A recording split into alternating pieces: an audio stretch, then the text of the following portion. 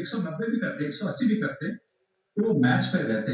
मतलब वो उनके जो बॉलर्स है स्पिनर्स, उनको कुछ 80-90 रन अगर ज्यादा देते, और दूसरी पारी में भी अगर और भी 50 Okay, good evening everyone. So already I uploaded the practice questions and the sample resumes. Go through that and don't directly modify the resumes whatever I provided, because in the backend it seems like owner or something will display with a different name. So copy the lines and you can create a new Word document. Just copy the lines from the resumes whatever I shared. You can create your own resume. Okay, and also I uploaded the practice questions also, and you can see one different folder called Vizlabs, which is the latest practice questions. Latest in the sense, the kind of a questions, like what kind of questions you will get. That's not a kind of the same questions you will get. Nobody can guess what questions you will get in a certification exam. If you go first, I recommend to go through that Vizlab related questions, because those are the latest questions. You don't need to follow all the unnecessary questions and everything.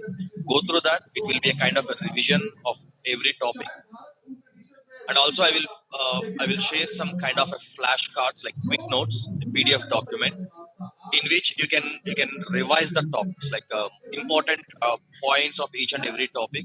That also I will share, so you can get those documents in a different folder, other kind of a thing, where I can upload some PDF files which can helpful for you to revise the topics. Okay, right, so let us quickly go take up few other questions. Okay, then at the end just we can go with some few other points also, like uh, if you are already working on a different technology, and if you are trying to use that experience, and how to explain, like how you are, what is your day-to-day activities, that kind of things, we can do a quick review within just 5 to 10 minutes of time before closing the session. If you are trying as a fresher, that is not required. But if they ask you like what might be the your day-to-day jobs, if you are placed in a company as a solutions architect, you will get some clarity. These are the things you are going to do and all the things.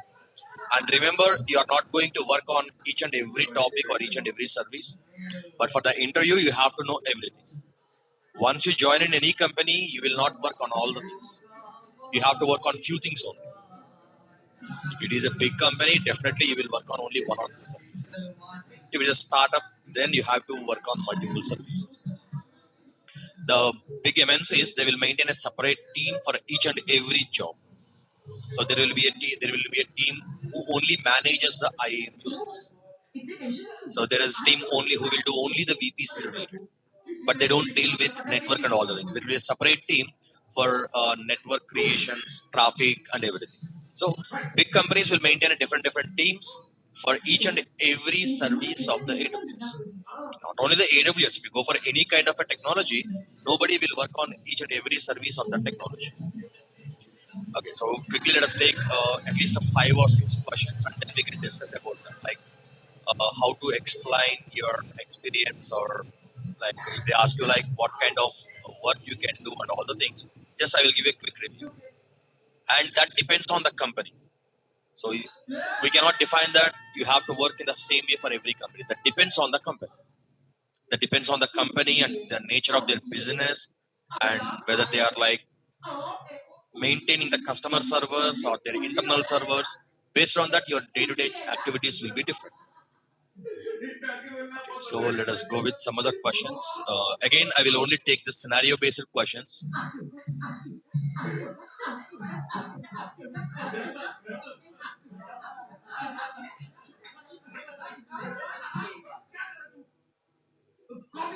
See, these are all like straight questions. Okay, see the question number 100. You have a public subnet within your VPC.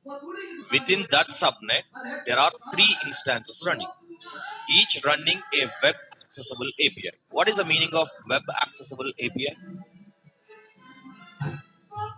That's a kind of API which can be accessible over the internet, like a public facing 3 public facing instances are running. 2 of the instances are responding to request from internet clients, but one is not. What could be the problem? Simple thing, there are three instances in the public subnet. Two instances are responding to the request which are coming from the internet, but one is not responding. Two are accessible from the internet and one is not accessible from the internet. What is the reason? Okay, first thing, option A. The VPC needs to be marked as a public facing. There is no such option, right? You can mark the subnets as a public or a private. Let us say if the subnet is not public, the other two instances should not be accessible, right? So definitely option A is not correct. Option B, the three instances should be moved into an auto scaling group. Without an auto scaling group also, we can make the instances accessible from the internet. Okay, let us keep the option B aside because we are not sure that B is correct or not. Option C, there is no internet gateway available for the VPC. If the internet gateway is not available, the other two instances are not accessible, right? So definitely A and C are wrong answers. Option D, the unavailable instance needs an elastic IP. Is that true? Option D. Is that true or false? Meaning of the D is whatever the third instance which is not accessible from the internet, it doesn't have an elastic IP. Because of that, it is not accessible. Is that true? Without elastic IP can't be accessible. Then what is the reason? But the correct answer is the D. D is the problem. I can say that because the instance is not having an elastic IP, that's why the web accessible API is not accessible for the request. Why? The question is why. I gave you the answer, right? You have to know the reason. What is the reason for the instance is not accessible? Because it doesn't have an elastic IP. That is the API, right? So I mean web accessible thing. So something is configured somewhere in the application, so application will communicate with your API. By any chance, if it doesn't have an elastic IP, and if you have stop and start the EC2 instance, the IP got changed, and that request is trying to reach the old IP address which is not associated with the instance. For that reason, if the third instance is having an elastic IP address, how many times you reboot the public IP will be the same, and the request will reach the correct instance because of the fixed public IP. Okay, so the option will be that depends on the things. So we cannot say what is the problem. Based on the four options, the D is the best option for the problem. Okay, if there is if there is an instead of D, if they mention that the security group of that particular third instance is not open the correct port, then that will be the answer. There are a lot of reasons, right? Out of the available options, you have to select what might be the reason. Or the other thing is the third instance is shut down. Then in that case also it is not response, right? It is not accessible. So there are a lot of reasons, but you have to identify what might be the reason.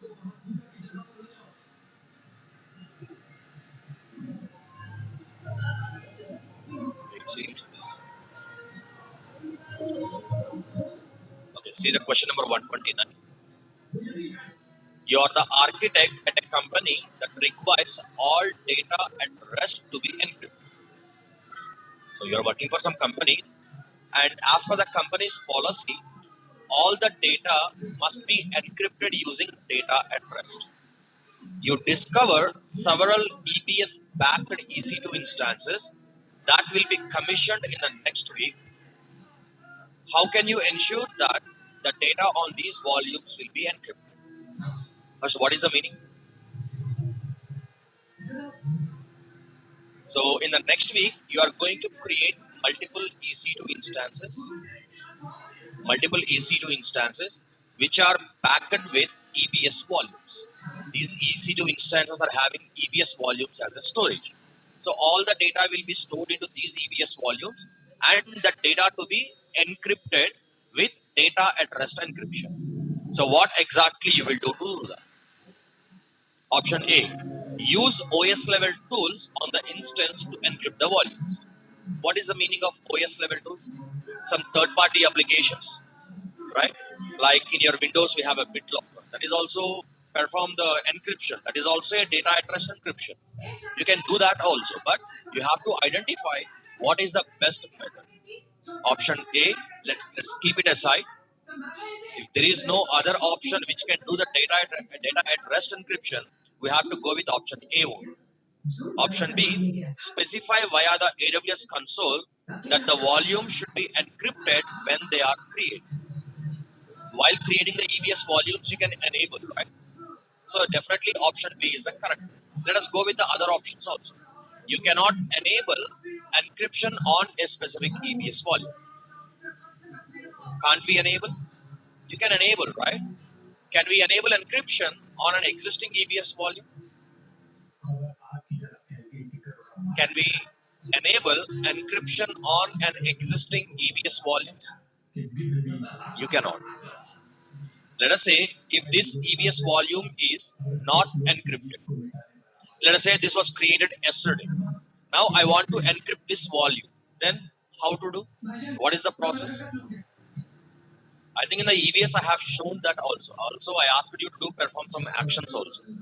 This EBS volume is not encrypted by default, and you cannot enable encryption on existing EBS volume. But I need this EBS volume to be encrypted. Let us say this is a D drive. So here there is a root volume already existing. This D drive I want to encrypt.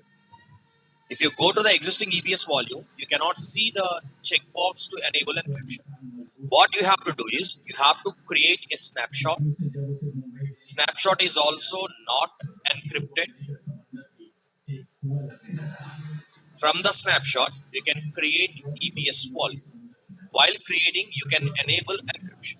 Then you can disconnect it and you can connect it. Okay, now I have a different requirement. This EBS volume is encrypted. Now I want to disable encryption. Is it possible? You cannot disable encryption on an existing EBS volume. So the same procedure can I do like creating a snapshot? So the snapshot will be automatically having encrypted data. And while you are creating this EBS volume from the snapshot, can we disable the encryption? You cannot. Actually, in the EBS topic, I asked you to perform these two tasks. If you enable the encryption, you cannot disable it. And if you create a EBS volume, you cannot enable encryption on an existing EBS volume. If you want to enable encryption, create a snapshot which is unencrypted. From the snapshot, you can create a new EBS volume. While creating, you can enable the encryption. That is the only method. So, what is the option? Specify via the AWS console that the volume should be encrypted when they are created. After creation, you cannot enable it. You have to go with a different procedure like create a snapshot. From the snapshot, you have to, what we call that, create a new EBS volume and you have to enable the encryption.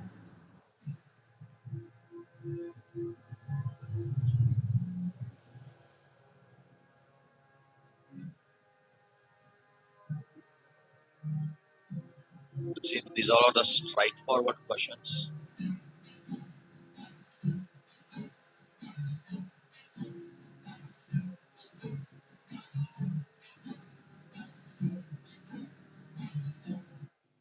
Okay, if I have an Elastic IP address in Northern Virginia, can I use the Elastic IP address in a different region?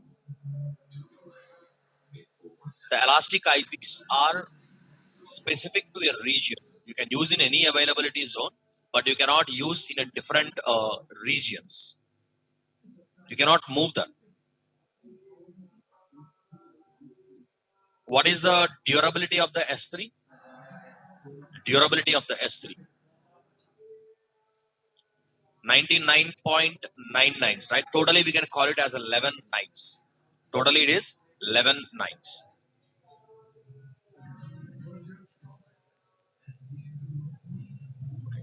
Let me go with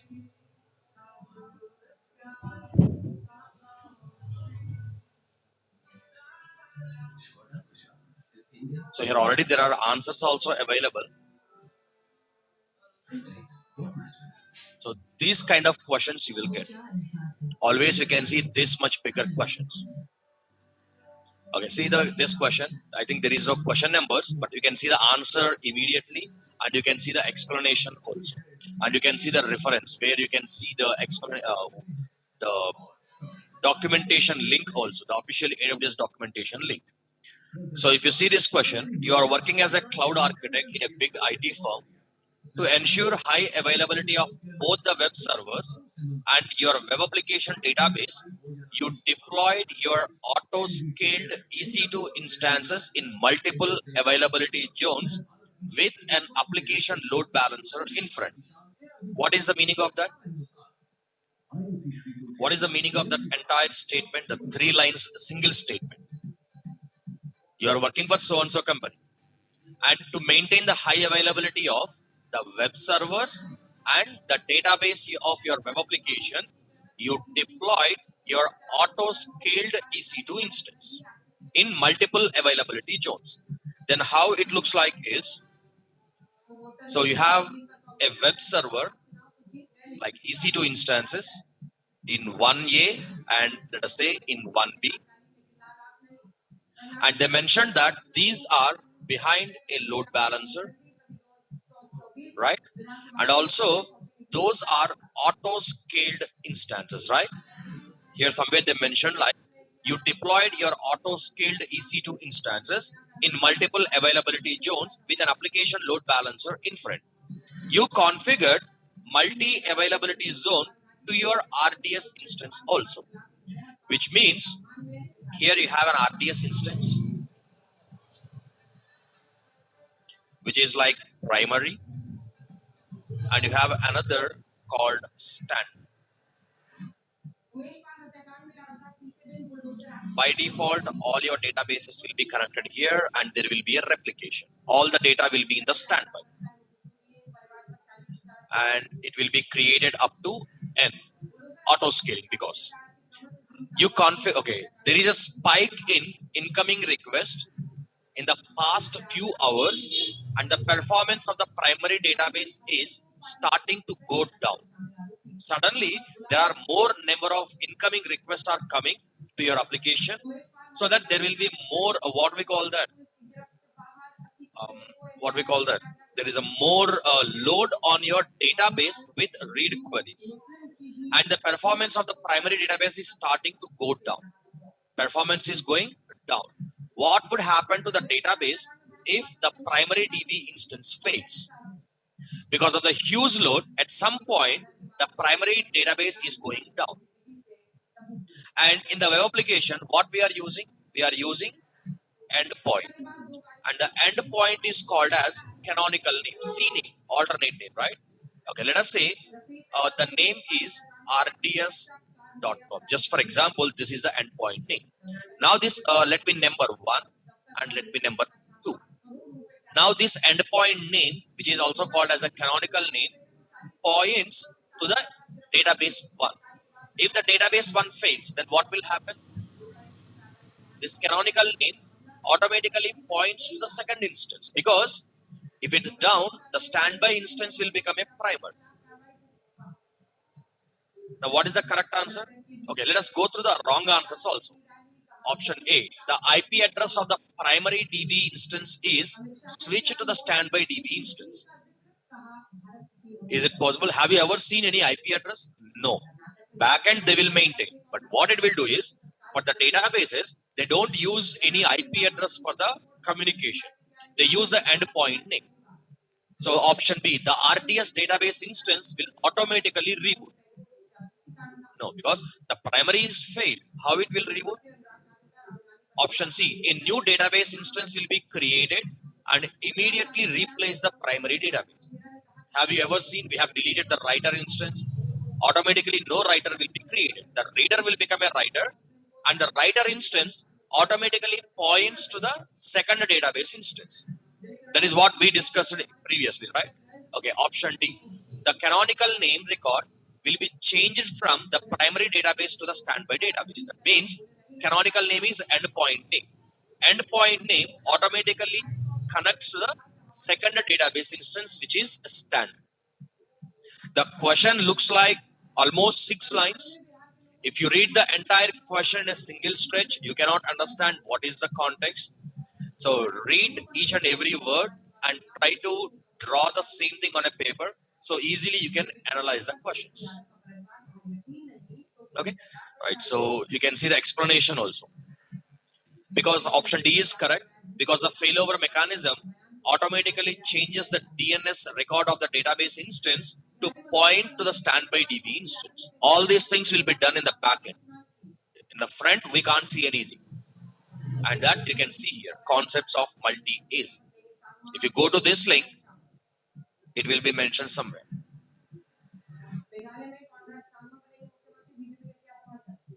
Okay, let us go with some other questions.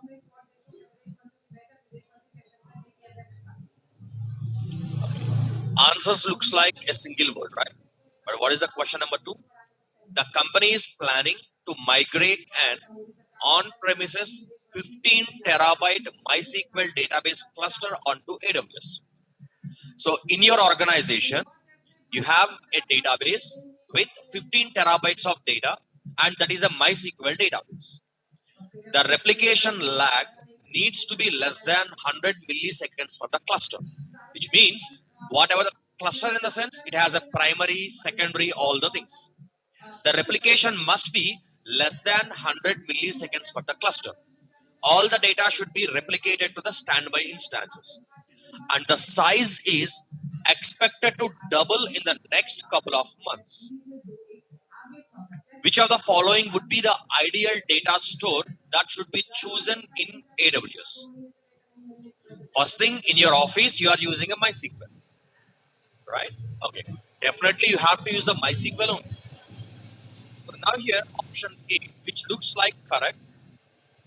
Option B, Aurora. Aurora is also supports MySQL, but which one is correct, A or B? We will come into that in the next few minutes. Option C, DynamoDB. MySQL is a SQL database and DynamoDB is a NoSQL database which you cannot replace. So DynamoDB is the wrong answer. Option D, Redshift, which is a data warehousing tool. That is not a database for transact purpose. Now, out of option A and B, which one to select and why?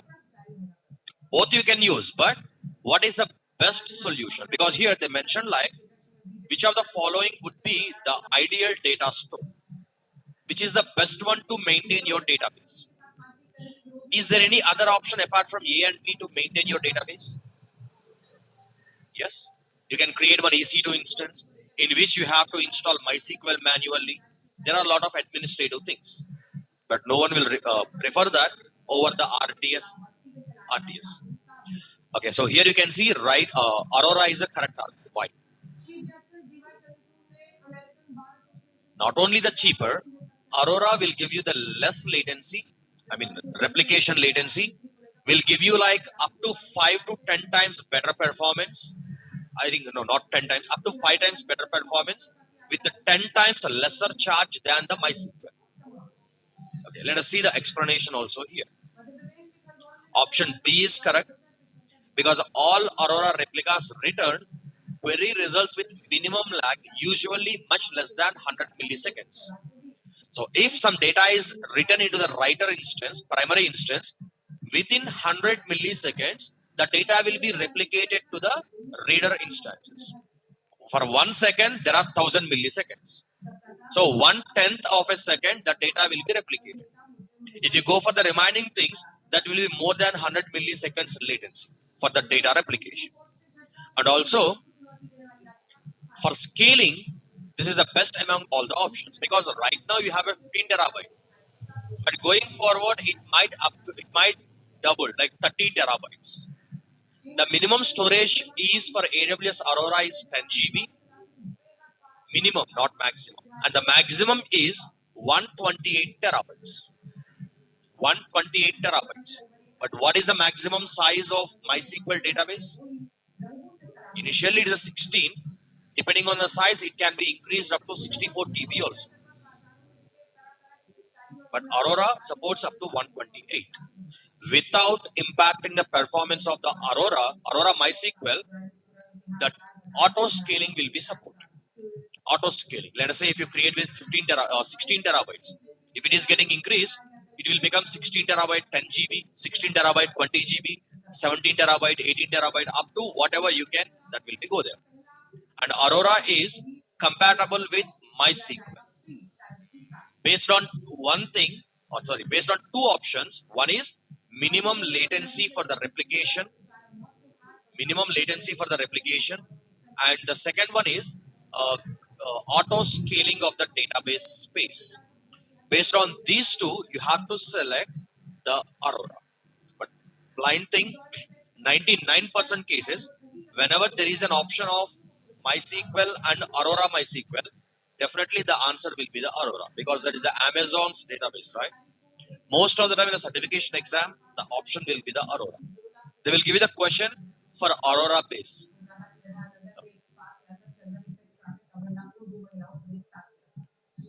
But don't get confused with what we call the size of the question. You can see like bigger sizes of questions, right? Okay, give me a second. Let me check one thing.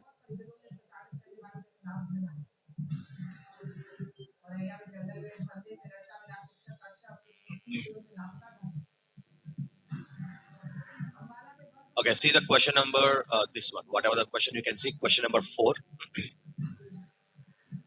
Ignore this, unattempted, these are all the things like to generate a PDF without answering the questions we submitted, and the review page we have saved it as a PDF. That's why you can see unattempted.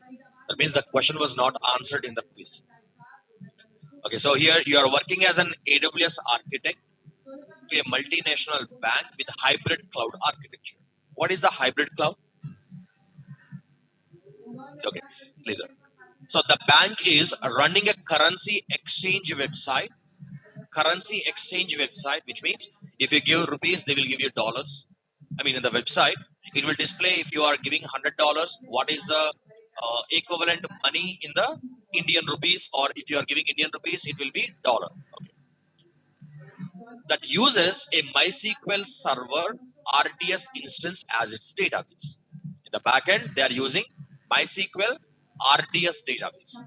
As part of the company's business continuity plan, there is a need to keep a read replica of the production RDS instance to the bank's on-premise data center. They want to maintain a read replica in the bank's on-premises data center. In this scenario, what is the most secure and effective way to meet this requirement? So read replica to be created, right? Let us say okay, leave the options here. Let us try to understand the scenario. You can create a read replica in your office, and all the data will be replicated over the internet, right? But which is not secure. Whatever you're transmitting over the internet, which is not secure. So how can you transfer the data from your office data center to the cloud with a high security? What is the option? What is the option?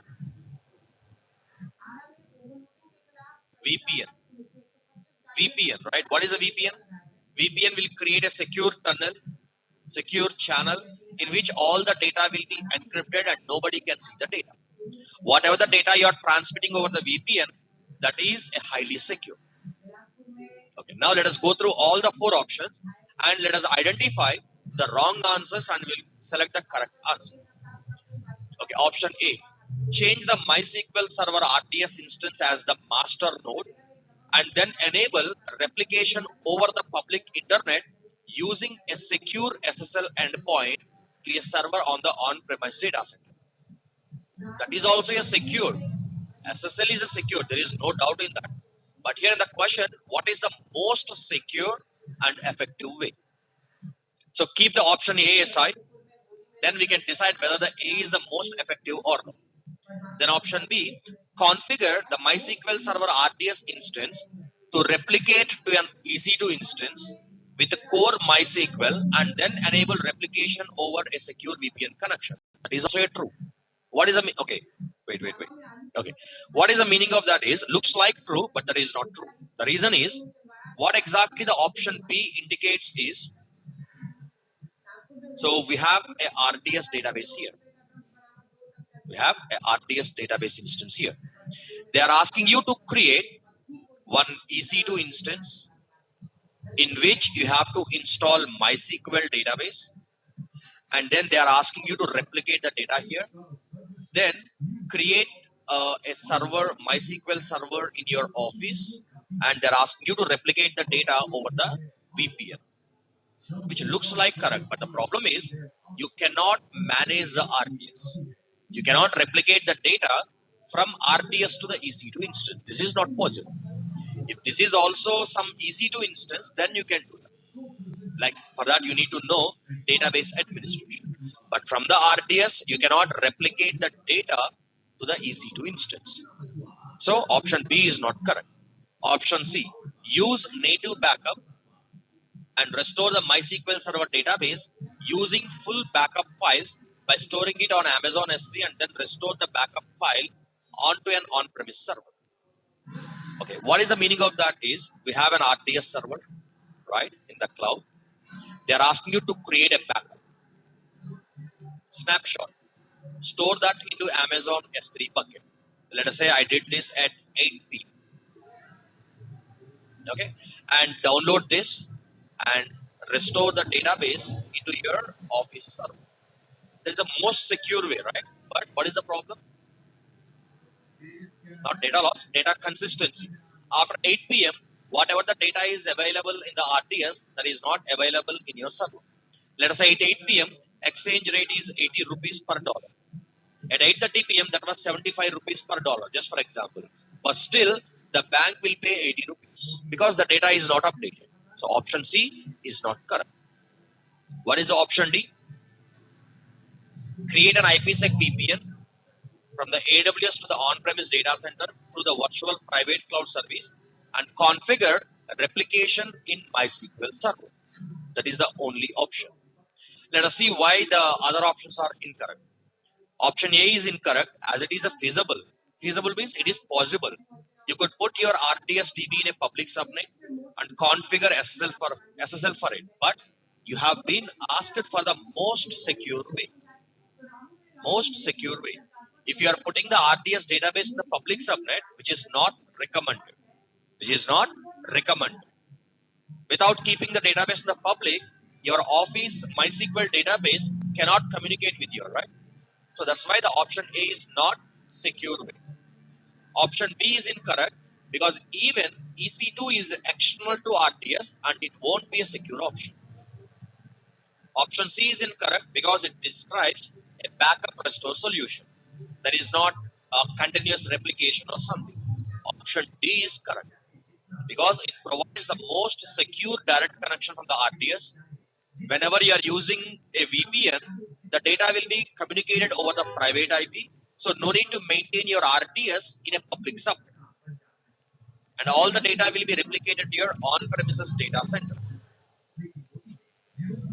Okay, so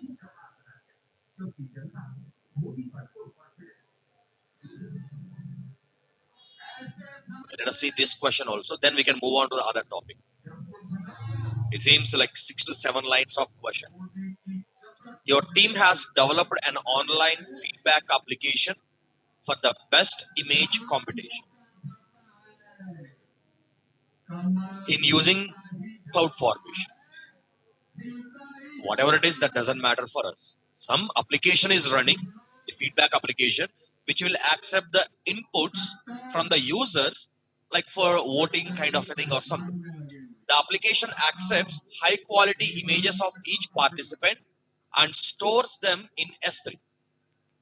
Okay, let us see here. Some cloud formation or a manual, that doesn't matter. So here we have an application. Feedback application is running. The users can upload high quality images for the competition or something, and all the images will be stored into S3 bucket in the backend. It requires some storage, right? So all the data will be stored. Okay. The application accepts high quality images of each participant and stores them in S3. Then it records the information about the image as well as the participant's profile in RDS. Then once it got stored, there is a RDS. In the RDS, it will store the information. What information?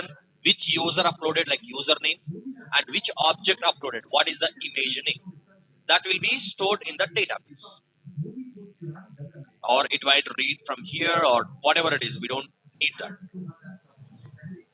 Now the after the competition, the cloud formation stack is not used anymore and should be terminated to save the cost. Once the competition is over, the cloud formation to be terminated. Once you terminate the cloud formation, what will happen? Everything will be deleted, right? Whatever got created with the help of cloud formation, everything will be deleted, including RDS instance. Might be S3 might be retained because it has some data, but database will be deleted by default. Now your manager instructed you to back up the RDS database and the S3 bucket so the data can still be used even after the cloud formation template is deleted. Which of the following options will fulfill this requirement? So you want to keep the data from the RDS and S3 bucket even after deleting the cloud formation. Which options will be required? Option A, set the deletion policy for the RDS instance to snapshot and then enable S3 bucket replication on the source bucket to your destination bucket to maintain a copy of all the S3 objects. Looks like correct, right? Okay. Option B, set the deletion policy to retain on both the RDS and S3 resource type on the cloud formation template. You can do that also. Option C, set the deletion policy on the S3 bucket to snapshot, but there is no such option. You cannot create a snapshot of S3 bucket. So definitely option C is incorrect. Option D, set the deletion policy on the RDS resource to snapshot and set the S3 bucket to retain. It looks like A, B, and D. All the three are correct. Right? Which one to select? Why? The reason is we have to know why. Okay, let's see option A. What is the meaning of that is set the deletion policy for the RDS instance to snapshot and then enable S3 bucket replication on the source bucket to your destination bucket to maintain a copy of all the S3 objects. Looks like correct because RDS instance will be deleted and it will create a snapshot also. Then S3 bucket, we are creating a replication. Actually, that option is not available. Assume that it is possible. What it will do, it will replicate all the data to a destination bucket and then the source bucket will be deleted. So here you will be charged for having the data in the destination bucket as well as the replication charges. So why should we replicate? We can keep the same S3 bucket as it is, right? That's why option A is not correct. Option B, set the deletion policy to retain both RDS and S3 resource. You can keep that. You have all the data. But the problem is, if the database instance is running, that will cost you some money for every hour, right? Snapshots is cheaper than the database running. If the database is regularly used, then you have to keep it running. Once the competition is over, the application will not use it anymore, right? So why should we run the database? Unnecessary charges. That's why you should not retain means keeping. You should not keep the database. Option C, there is no such option called a snapshot. Even such thing exists. What about the RDS data? You will lose. Option D is set the deletion policy on the RDS resource to snapshot, which means it will create a final snapshot and the database will be deleted and the S3 bucket will be preserved. Whenever you need the data from the database, using the snapshot, you can create a new database. That's how you can reduce the charges and you can preserve all the data. If you see, the same explanation will be available here. Option A is incorrect because a replica of the S3 bucket is not required. We can directly retain it because if you do a replication, unnecessary charges of the replica and extra administrative efforts. Option B, because for the RDS deletion policy should be snapshot and for S3 it should be retained. But in that, option B is asking you to retain the RDS, which is not economical. Option D, that is the one. Whatever we discussed, the same thing was provided as explained. Okay, quickly let me go with one or two more questions. Actually, Route 53 is a small topic.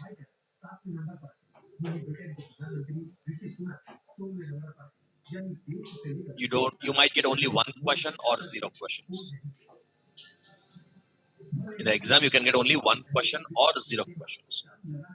Very easy. Almost every question is like what we call that straight question. See here, there is one straightforward question, but for all the options, we can see the explanation. You can see the explanation about the Route 53. Okay, let us go with this one. This question looks like a big question, but answer is very easy. Your organization had created an S3 bucket for static website hosting. Your organization created an S3 bucket for static website hosting. Just whatever you read, just write down that on a paper. S3 bucket for static website hosting. Let us say you hosted a static website. So it will generate one URL, right? Static website URL. Website URL will be there. How it looks like? Something like US East 1 S3 static dot AWS dot Amazon AWS.com.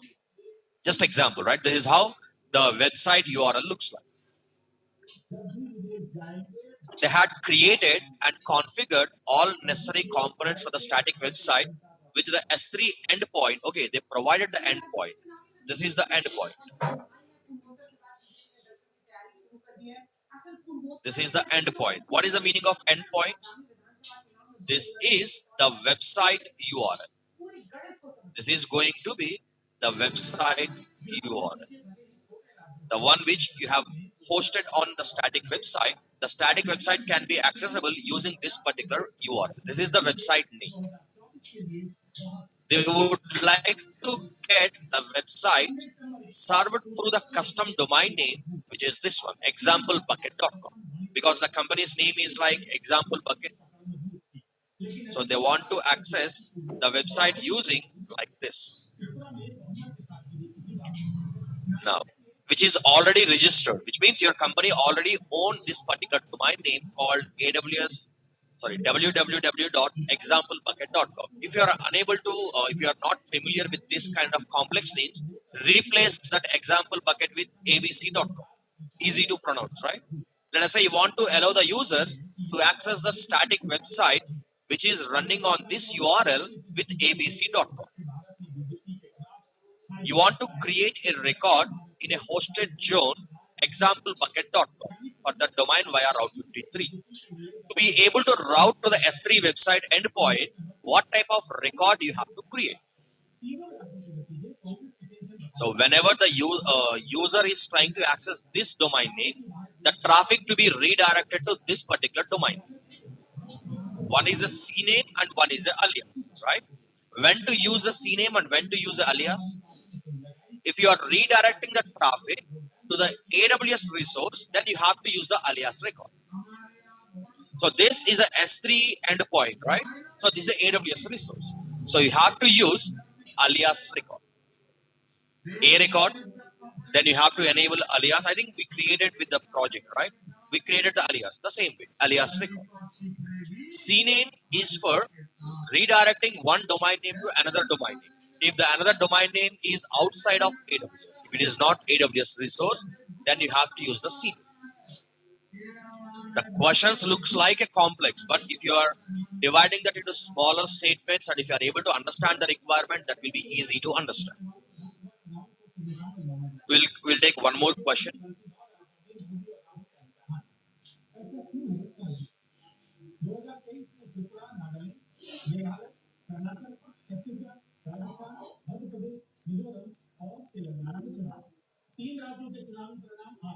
Okay, see the question number 4. This is same exactly what we have done in the project.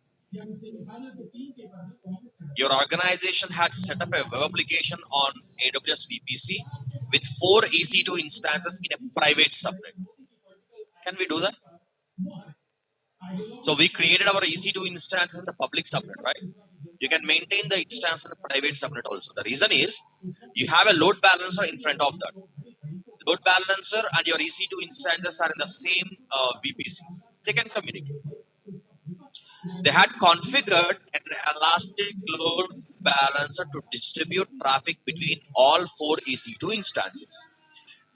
They decide to route traffic from the internet to the elastic load balancer resource via the domain abc.com. They had already registered which type of record set do you need to create in Route 53. Definitely alias record. So alias to be yes. So ignore A and C. Now A and B. So without A record, you cannot create canonical name. You can create the alias record using A record or a CNAME record also. But if that is a first record, if that doesn't have any A record, you cannot create the CNAME. So you have to go with A record and then select yes and then select the ELB resource. You can see why D is not correct.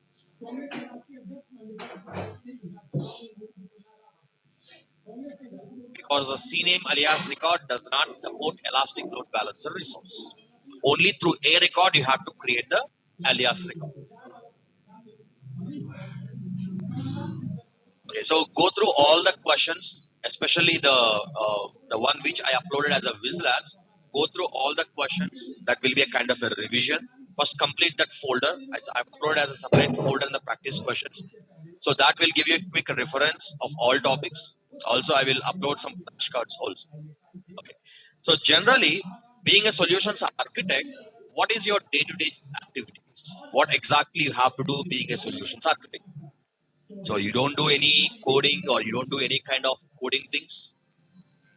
But if you're sometimes being a part of a solutions architect or a cloud admin, sometimes you will work with the DevOps team also. They will give you something to run on your own. They will give you something to execute that. Like they might provide you a template and they might ask you to run to create something else. So you can use the template and you can upload it and you can run it. Keeping those additional things aside, being a solutions architect, you are responsible for creating user accounts for every new employee join. And we don't create with admin permissions depending on their team, depending on their job role.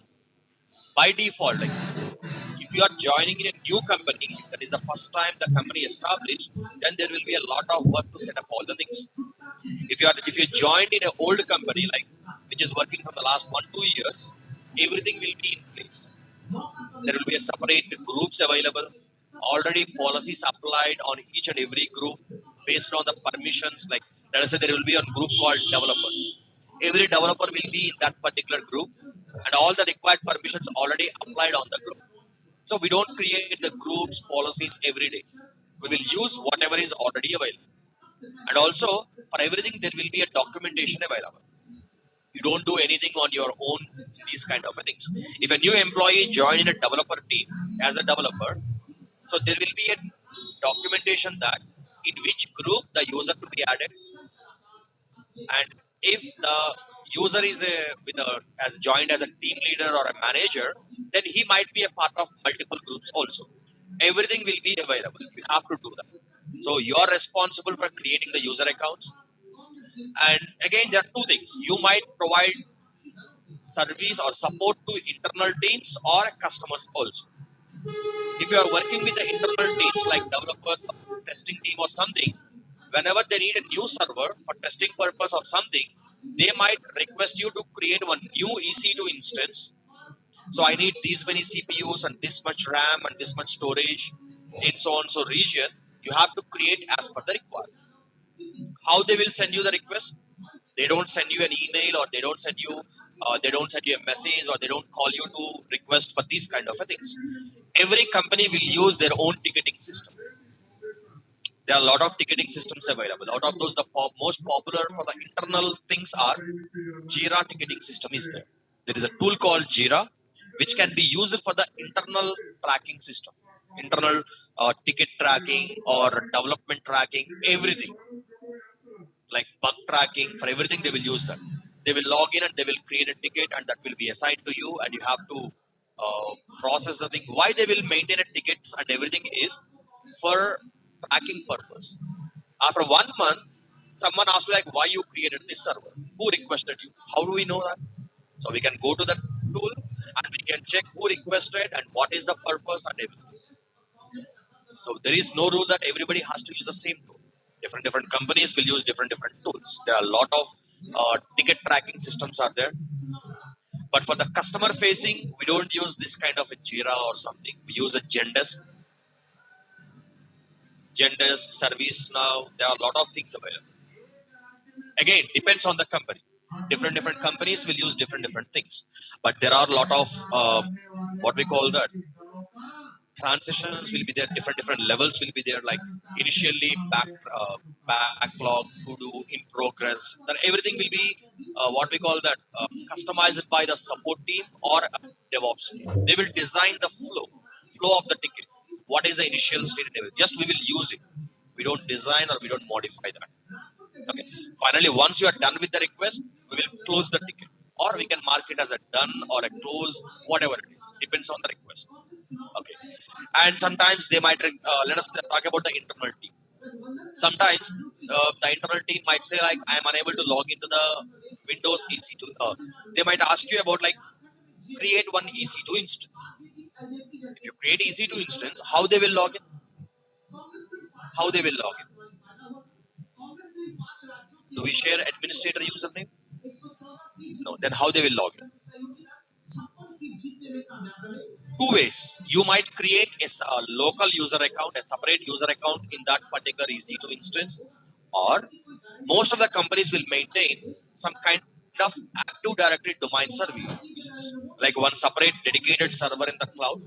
They will create one domain, like let us say your company name .com or company name .local, and all the machines will be a part of that particular domain. In a centralized server, you will there will be all user accounts created, and that user accounts can log into any system if you provide the permission. That is not related to AWS. Generally, that will be set up by the internal ID team. They will set up a Windows server in which they will install Active Directory domain services. In that, they can create a domain users. A domain user can log into any machine in the domain, but you need to provide the permission. What you will do is you will create an EC2 instance, then you will join that EC2 instance into the existing domain. Like how to join? If you go to the properties, my computer properties, there is an option. Let me show you. So if you go to the properties, every company will maintain that internal and everything. So somewhere here, this one. Wait. Go to advanced system settings. No, not this one. It seems everything got changed. Domain or workgroup. And click on change. You can select domain and you can enter the domain name like this. And it will ask you to enter the administrator username and password, not the AWS related, the Windows Server one. Then it will be a part of that particular domain. So any administrator user can log in. But what about the other user one who joined recently? They cannot log in because their username is not authorized. So what you will do is you will let us say this is the EC2 instance. Then you have to go to users section. Every instance, even your computer will have a users, right? You can type users and computers.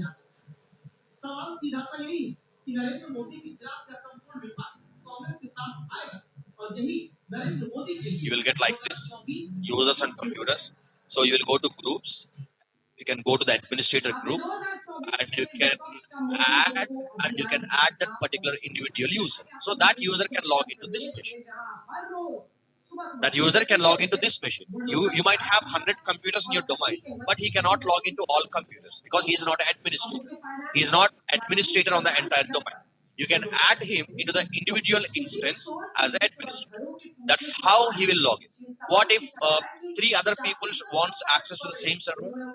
You will add their usernames into the same users and groups in the administrator group, and you can add. So they will become administrator of that EC2 instance only. As you are providing different people with different usernames, everything will be tracked.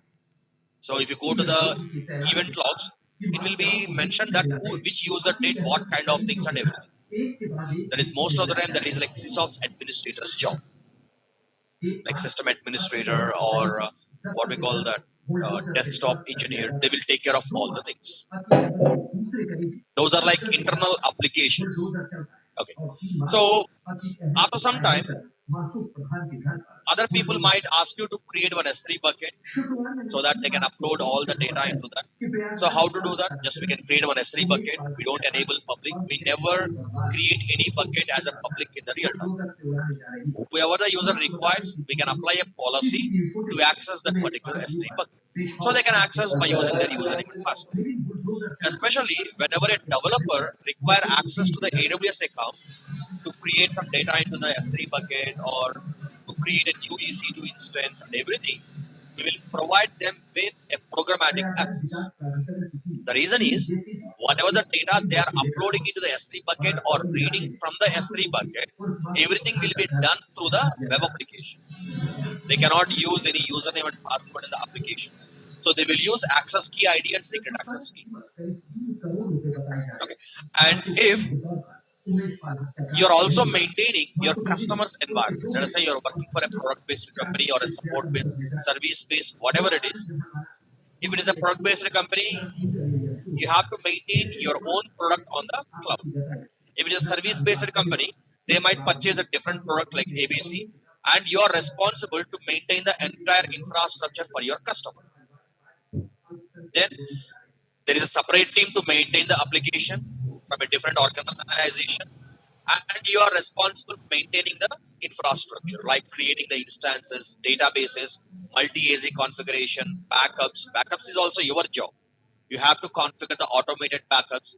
Sometimes the application team might did something wrong and they deleted the data accidentally. So they might request you to restore the database to so and so particular time. So using the automated snapshots and point in time recovery, you can recover the data back. Let us say if you are working for a product-based company and the product belongs to your organization itself. So what the customer will do is the product maintenance and the infrastructure maintenance will be given to you only. But being a solutions architect, we cannot maintain any products, right? We don't know the product knowledge or anything because there are like millions of products available. So you are responsible for the infrastructure maintenance.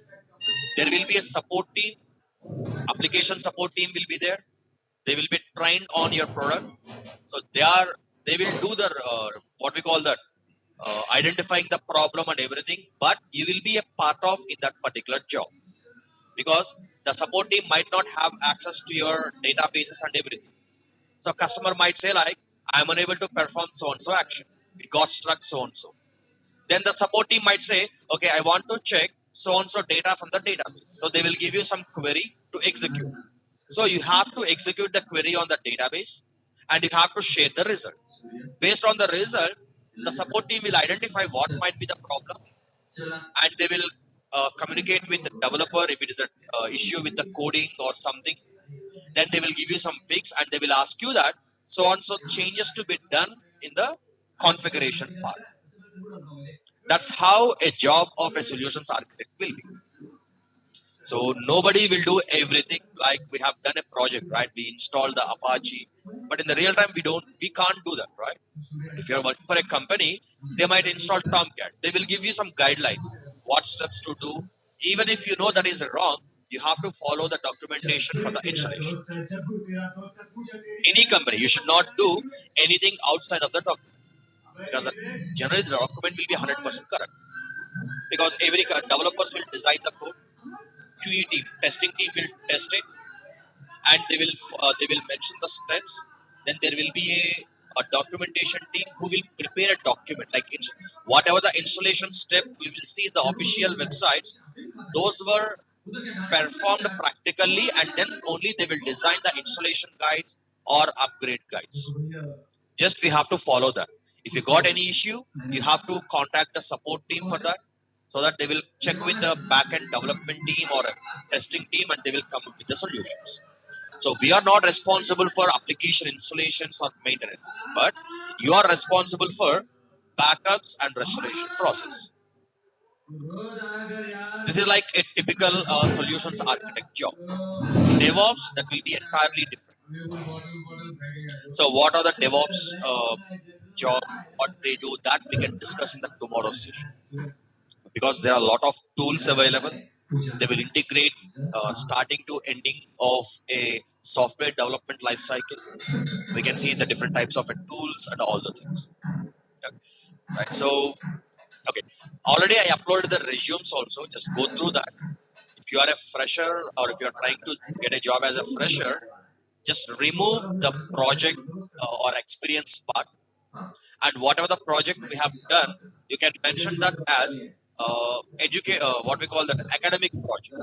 Instead of experience, you can mention as academic project, and you can mention the project what we have done. Okay, but if you are trying to get a job as an experience, you can use the important points from the multiple uploaded multiple resumes, right? But whenever you are preparing a resume, you have to mention the points whatever you know. Don't mention anything what you don't know, because most of the times whoever interviewing you, they will focus on your resume and whatever the points you mentioned. 80 to 90% questions they will ask you from your resume only. If you mention a lot of things which you don't know, then you might not be able to answer all the questions. That will give some kind of a bad impression. Okay, right. So, right. Any questions? Any questions?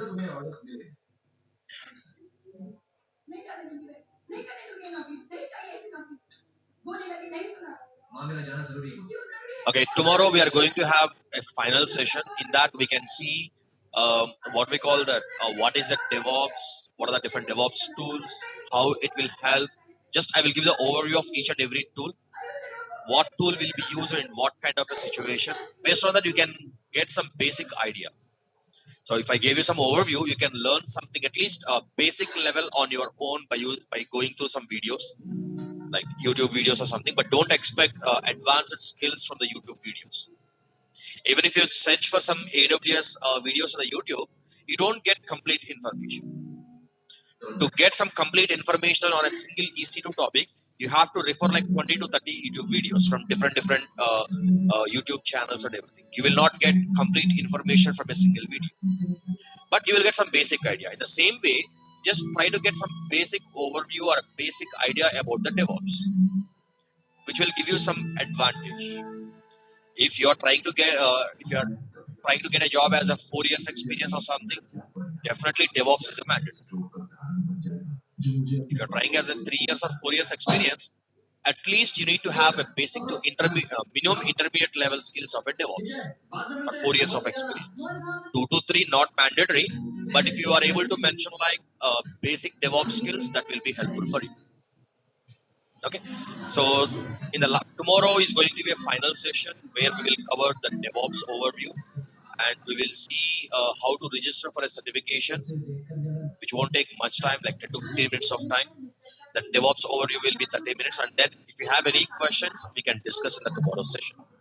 Okay, tomorrow will be the last session, and if you have any questions, you can come up with your questions. Even after completing the session tomorrow, the Telegram group will be available for the next couple of months for sure. So you can ask the questions in the Telegram group. Okay, I think you guys can attend. You guys can go to the lab also, right? I think lab will be in the same building. I don't know how many of you are going to lab for the practice, but try to complete the practicals at least on your own also. If you don't have a time to go to the lab, just try to complete the practicals on your own, at least on weekends. Okay, but while you're doing the practicals, try to understand each and every component. Okay. All right. Any questions? And also, if anyone of you are trying to get a searching as a fresher or something, so definitely you need some time to practice and everything, right? So if you have an interest to work as AWS mentor in the Naresh ID, if you have an interest, so you can contact the admin Rajesh, or you can contact me also, so that I can help you out.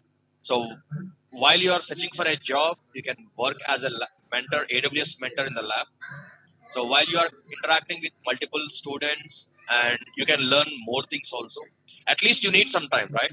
You cannot get a job like within 1 week or 10 days. So definitely you will get some kind of advantage. Like, they will not stop you if you are going for a job search and everything. While you are working as a lab mentor, like AWS lab mentor for AWS here, you can do your trials, and you can do the practicals, and you will have some extra options, right? So if you have an interest, just you can contact them. You can contact Rajesh, or you can send me a message so I can help you out. Okay. If you contact Rajesh, you can get all the details, like what kind of things it is. Is there any um, restrictions, or how it works? Everything you will get some clarity. Okay. Just contact him. Based on that, you can take some time and you can decide. Okay. Definitely, if you are working as a lab mentor, you can get some extra knowledge. Okay. Right.